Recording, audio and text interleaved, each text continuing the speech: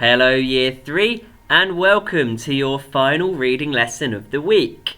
We're going to be looking at Chapter 2, The Squire and the Outlaws today of our Robin Hood book.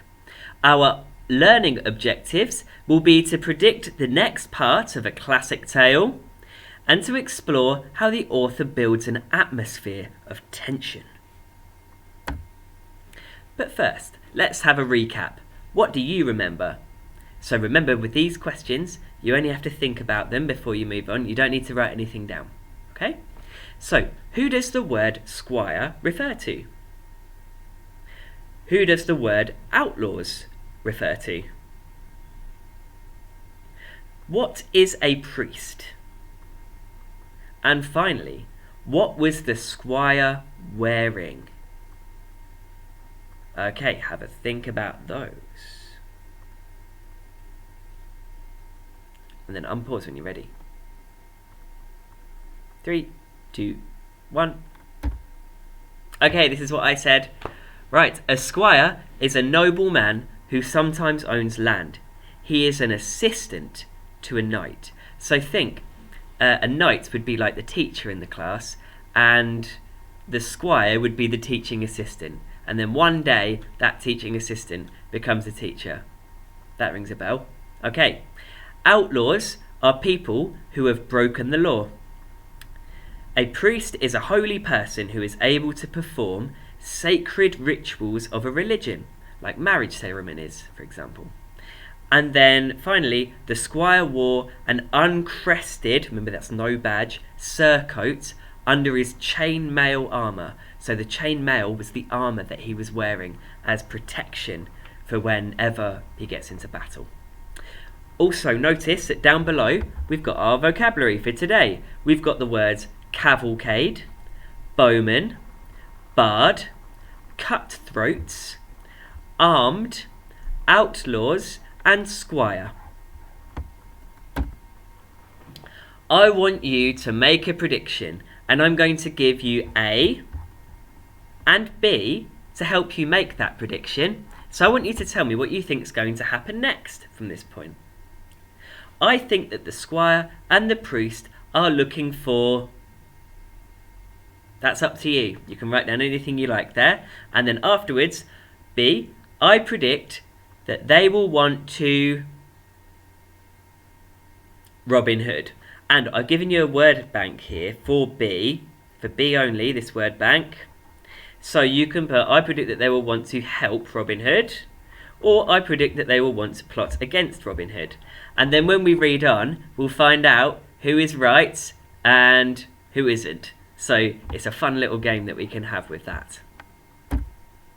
Let's look at our vocabulary that we need to know for today's reading.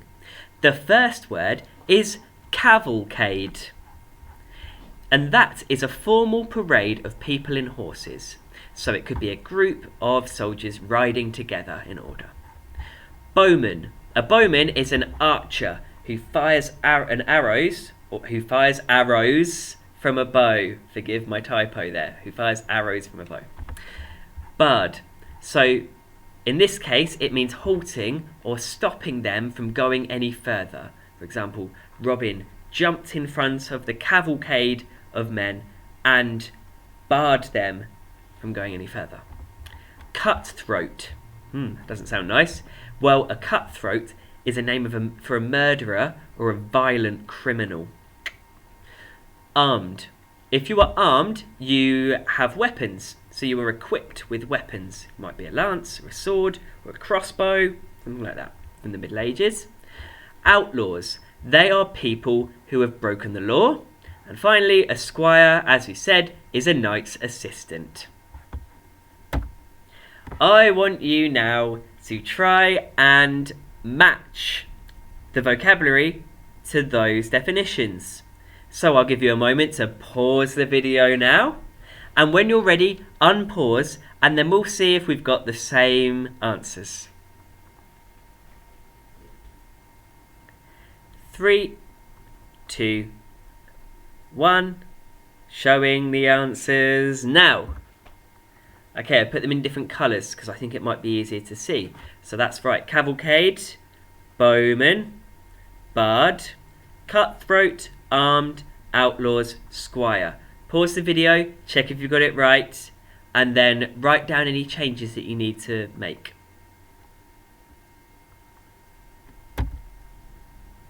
Okay, let's read on. The Squire and the Outlaws. This is the end of the last chapter.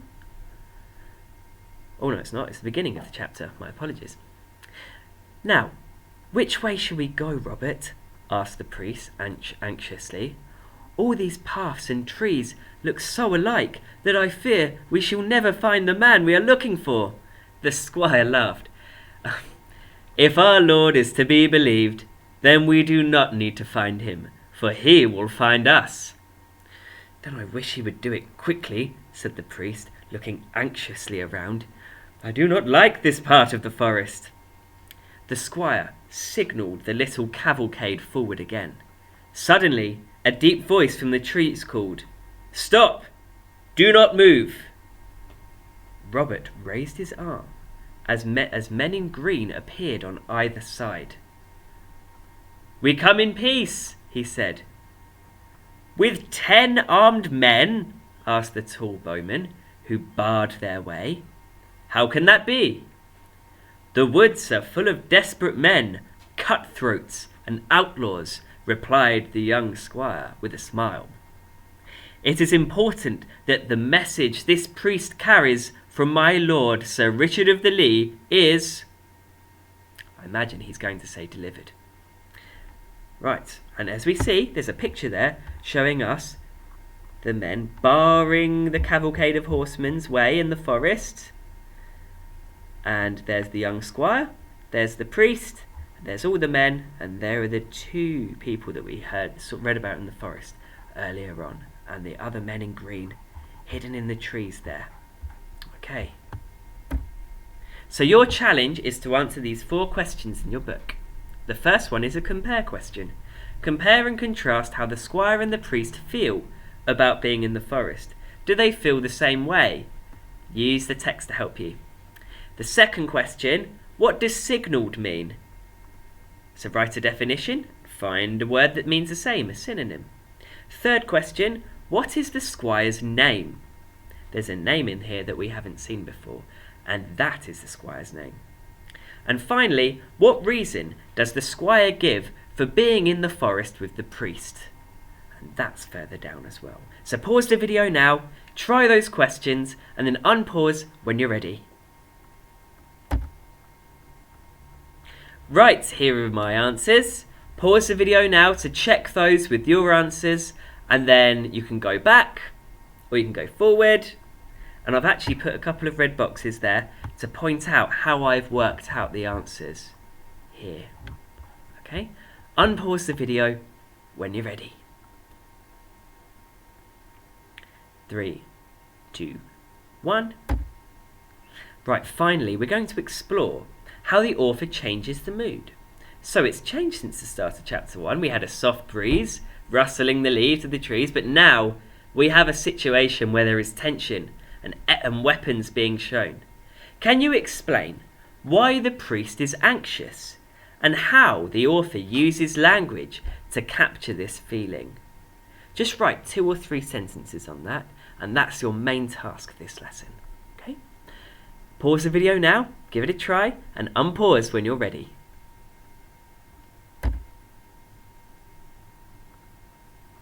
Okay, I've written quite a lot there, but if you've got any of that, feel free to steal some of my ideas, or maybe yours are better, I don't know. But I've put a box around here to show you exactly how the priest feels, and you have to say how the author shows that he feels that way. Okay, so you can go back, you can go forward, check your answers, and I'm moving on in 3, 2, 1. Okay, next, I want you to answer this question. It's a true or false question. It's much quicker than the last one. It says the young squire is just as scared as the priest. Now what do you think? True or false? Thumbs up for true, false for down. Thumbs up for false. No, I can't get it right. Whoops.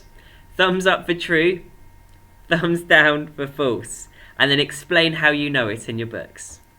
Okay, pause now to answer that one, and unpause when you're ready. Okay, next time we're going to continue our adventure. Now, I want you to look back at this chapter or any of your work this week, and I want you to pick out 10 powerful words that you'll feel will help you with your writing in the future and copy them down. You can even draw pictures to explain them if you want to, but obviously on this next time slide, all of the tasks I give you are optional. They're only if you want something extra to do. Look how many reading gems we've covered today. Explore, infer, predict, define, compare, retrieve. Wow, so much work, guys. Well done for a great week of work, and I'm looking forward to continuing our Robin Hood adventure next week. Just think between now and then, what do you think will happen next in the story? I wonder. We'll find out on Monday. Well done, everyone. See you next week for some more reading.